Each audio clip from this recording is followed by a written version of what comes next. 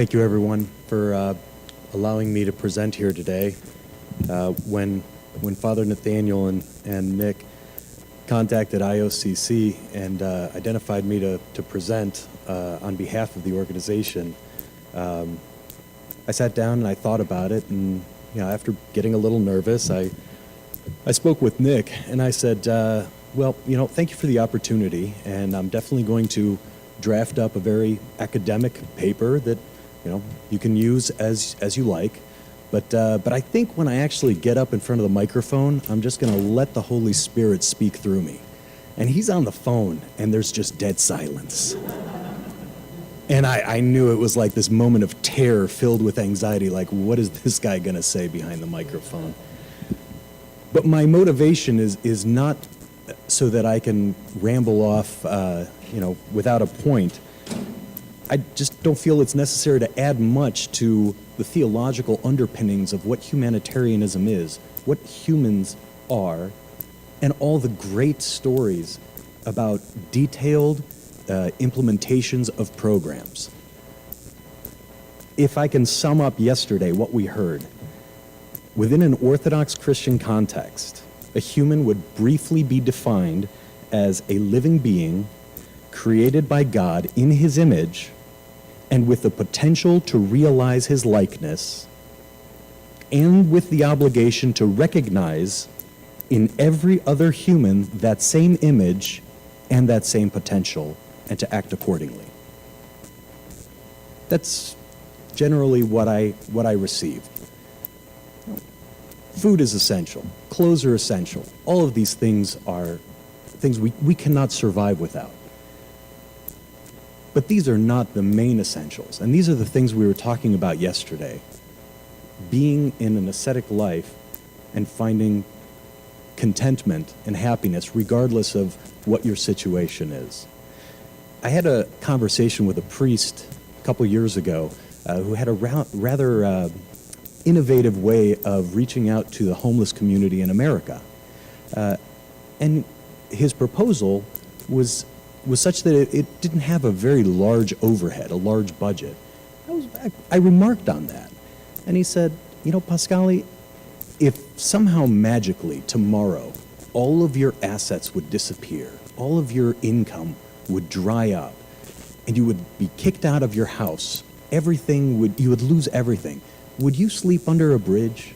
Would you sleep on the streets? And in that moment, I thought, and I imagined, my parents, my sister and brother-in-law, my godparents, my aunts, uncles, friends. There's such a huge network of people who would never allow that. And I said, well, of course not. I would always have somewhere to be. And he said likewise, he said homelessness is not the result of a lack of funds. It's not the result of a lack of material. It's a result of a lack of social connectivity. And ultimately, any humanitarian intervention that is true to this mission should understand that its primary focus is not to provide products to people, quantifiable numbers on a sheet, a budget, an expense report, a report to a donor. Yes, we are all obligated to do so, to make sure that we are good stewards of the goods entrusted to us. But that is not our end goal. Our end goal is to create personal relationships with other human beings. That is the crux of the center of all of our work. Now, in this panel, experiences from the front line of crisis response and delivery. I thought being true to this kind of frame of reference, instead of giving you with statistics of how many millions of dollars IOCC has been able to manage and how many beneficiaries and how many countries we've been able to reach, I look around here and I see many people who represent many different facets of the church, and we've worked with just about everyone. So I'm not going to repeat that. What I will do is offer some personal perspectives of how my work on the front line with IOCC has been able to change me and make me more human, and at the same time reach out to people, and create that connectivity. Recently, I celebrated 15 years of working with IOCC. Truly a blessing to be able to fulfill a vocation, that is so well suited to me. But, looking back, I had time to reflect, and I look back at that intern 15 years ago. I had first arrived in Jerusalem, 1999, early 2000, and we were reaching out to local villages, working with the women's groups, the community leaders, the youth leaders, any doctors, nurses in those respective villages, talking to them, seeing what do you need to make your life better, to increase your quality of life. So it was the first village I had gone to. I was so excited. I had actually gotten printed out business cards, right? As an intern, I'm that American kid, right? So I find myself in this village, a remote village in northern West Bank, right by the Green Line, and my boss at the time, a Palestinian woman, she broke off with the women of the village to discuss development projects for the ladies, leaving me with a group of, very large, intimidating, muscle-bound, leather-skinned, mustachioed men who didn't speak English very well, and my Arabic was not very good. So, in this awkward situation, of course, the first thing you do is, as an American, I pulled out my business card, and I walked over to the Mukhtar, the leader of the village, and I said, "Hello, my name is Pascalis Papouras, and I work with IOCC." He takes the business card and he looks, and then they gather in a huddle, shoulder to shoulder, and they're looking down at it, and they're talking animatedly in Arabic. And now I'm starting to worry. I'm like, maybe, it's an all-Muslim village, maybe they don't like the cross of IOCC. Maybe they don't like the fact that it's an American organization. Maybe they don't like me because I'm an American. And just about that time, I'm starting to imagine my poor mother who's about to lose her only male child, and with pity. And the chief looks up at me. He says, "Inta Yunani?" He said, "Are you Greek?" And I said, "Aywa, ana Yunani. I'm Greek." And they rush over to me and start hugging me and kissing me. And they explain to me in rudimentary Arabic and English that they know that they are descended 2,500 years ago from Alexander's soldiers who settled there. And they've been the Arabic speaking for, 1,700 years, and they've been Muslims for a few centuries, but they recognize that kinship. And they said, I am the first Greek to come there in a couple millennia. So I was therefore part of their hospitality system and protection and, tribal relations. There was no need for genetic code testing or writing up ancestries.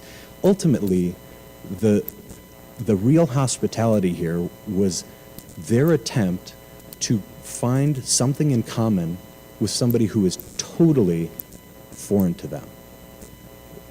And keep in mind, like, when you're raised in America, you have certain preconceptions about what other people are like, what other cultures are like, how they feel about you. All of these prejudices build up stone by stone a wall that encloses us and those closest to us culturally, in faith, in traditions, in language, to keep out the other. And this wall is so strong, the only way you can break it down is to reach out and find commonalities with people. This group of people introduced me to all the other villages in the region, and then the other governorates in the West Bank, later with Gaza. The interpersonal connection didn't have anything to do with ancestry. It had to do with humanity. It had to do with treating people as friends, as brothers, as equals, as co-images of God. All of us struggling to realize the likeness. We asked them what they needed. They said, we want opportunities for our youth We want them to learn computers. We have limited and challenging access to medical infrastructure in the towns. We would need some kind of access to health clinics locally. There's a closure. What are you going to do with a woman who's 9 months pregnant and about to give birth? You can't get her to the hospital. So all of these things, they came up a list with priorities. And based on those priorities, IOCC worked to identify the ways to meet them in the most efficient method possible given their specific situation. There's no one-size-fits-all industrial development solution. That's mythology. A person has to go speak with a community on their terms and figure out what they need in real time and try hardest to work with them using access to whatever materials and education can be found locally to meet those needs. If it's external, if it's imposed, it never works. It's not real, it's not organic, it's not lasting. And they had specified, instead of wanting to build a new community center, they had chosen an old building that was probably 15th, 16th century stone building with vaulted ceilings and arches, and it was overgrown, and there were several levels of spackle on it and cement chipped off and plants growing out of it. They said, this building is so beautiful and it's so old. It's the oldest building in our village. We'd really like to renovate this to use as the center. And as we were working towards that goal, just as all those layers were coming off the stone walls, as the plants and the dirt and the cement were chipped off those walls to reveal this gleaming bright stone, this ancient stone, so too were my prejudices against them and their prejudices against me. They were also being taken down bit by bit, cleansed, to reveal a pure, bright stone beneath, a stone of friendship, a stone of love. And they said, we'd like some flowers in front. It was, rocky soil. It's not like America where you have, a few feet of topsoil. This is a hard place to grow things. And so we grew flowers. And as those flowers were blossoming, so too was our love and friendship blossoming.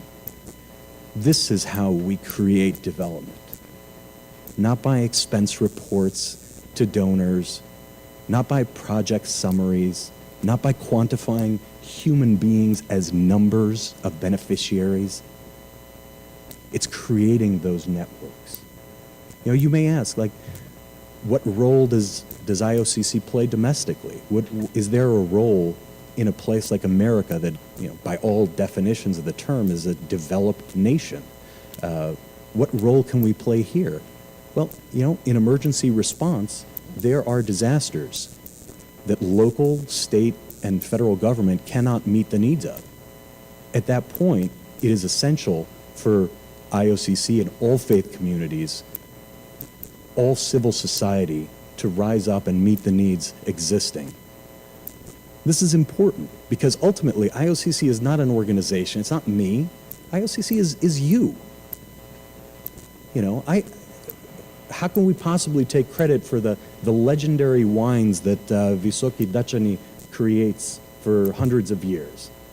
This is legendary. If we can help them get that wine to be enjoyed by more people and make sure that a community that yesterday not only loathed them but wants to destroy them, now they're providing them with agricultural produce to create that legendary wine. This is how you build relationships. IOCC is Samer Laham and the heroes providing goods on the front line in the Syrian war, some of whom lost their lives doing so. IOCC is the communities. It's you. Remembering Hurricane Katrina, I had come back from living abroad for the better part of a decade with nothing more than, green shirt, cargo pants, a backpack, and a duffel bag. I had a little laptop that was way too old, but trying to make do, and IOCC told me, go ahead, respond. didn't really know what the total number was because we weren't sure if the American Orthodox community was going to respond. You know, it's one thing to say, okay, there's a disaster, a tsunami, a war, a famine. Okay, everyone gives. Are you going to give to your neighbors? Well, they did. And so with that backpack and that laptop, I walked in to the local Orthodox Christian church in Mobile, Alabama, which was the nearest airport I could get to. And everyone's sitting there preparing for the Greek festival. This is right after Katrina because, you know, God forbid, a Category 5 hurricane is going to stop Greeks from having a party. and I said, and everyone's there. The ladies making the tiropites and the men putting up the designs and the priests, the Ahepa, daughters of Penelope, everyone's there. The kids practicing for dance. And I came in, I'm not sure how I would have looked to them, but I said, hi, my name is Pascalis Papouras. I work with IOCC. I'd like to help you reach out to your neighbors and help them after this crisis. Are you guys willing to help out? And, you know, going back to Joyce's point about women, you know, this is a fact that perhaps other people don't know. Don't be confused by our bishops and our igumeno and, you know, all these titles. We are a matriarchy. The women decide. I actually told two bishops my favorite Orthodox theologian is my grandmother. Because if it wasn't for her, I wouldn't be Orthodox or Christian. So the lady, elder lady, stands up. She's got the little, you know, bodyan, her hands still with the feta cheese and olive oil. She dusts it off, and she looks up and she says, "It is our duty to assist our neighbors." That's it. Everyone went in motion. Parish council, the priest, all the civil society organizations affiliated with the parish, the philoptochos. They said, "What do you need?" I said, "Well, I need an office. I need Wi-Fi. I need a printer. I need a volunteer to help me make calls. I need 3 volunteers to drive 20-foot trucks. I need about 10 volunteers to help me shop. And I need about 5 young volunteers to help me offload.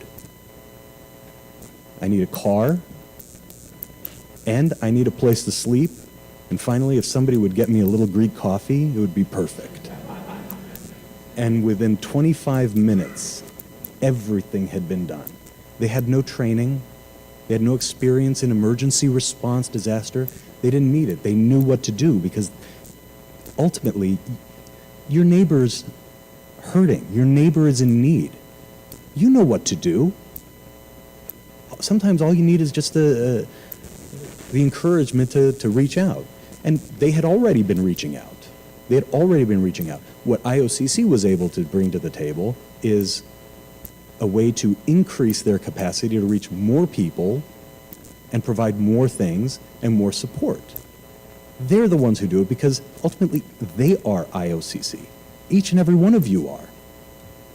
It's simply, IOCC is a mechanism to take the embrace of the church, which we all live in, and to share that embrace with those who are outside of it, who suffer every day, who don't have the luxuries and the clean water, the food, the shoes to live the way others do.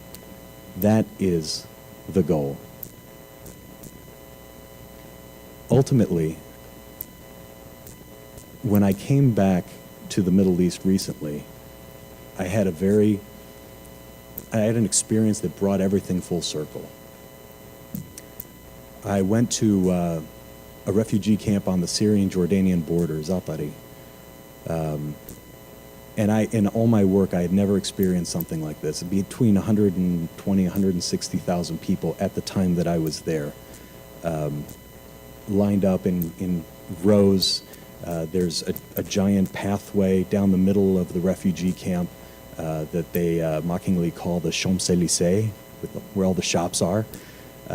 But to witness that 160,000 people in tents in the high desert with, a rug on the ground, and the only place to sleep is a cushion, maybe three inches thick. It's basically styrofoam with some fabric around it. It serves as their beds and their couches. I went to see where they cook, communal kitchen, and one of the ladies that I assumed was probably in her 60s had invited us to her family's tent for tea, which I graciously accepted. So there I am, invited into a tent. Her husband, her little 5-year-old boy comes in, and she said, "That's our youngest son." And I looked at him. He looked probably in his late 70s. She was probably, I was guessing, 60s. I was off by about 3 decades. It was unbelievable, the wear and tear of these people as they had been kicked out of where they came from, of what the quiet life that they had been living as agricultural producers in a river valley of the Euphrates, just quietly trying to eke out an existence, living piously, happily, with all the ups and downs that each and every one of us has. The husband informed me that originally, when ISIS had taken over the area, they had started taking some of the girls for nefarious purposes. And then he first smuggled out his daughters, and then they had started kidnapping the boys, giving them various narcotics and a gun, and telling them to charge the front lines. So then he smuggled out his sons, and finally he and his wife and his youngest children themselves escaped and made their way through into Jordan, leaving everything they have, losing everything.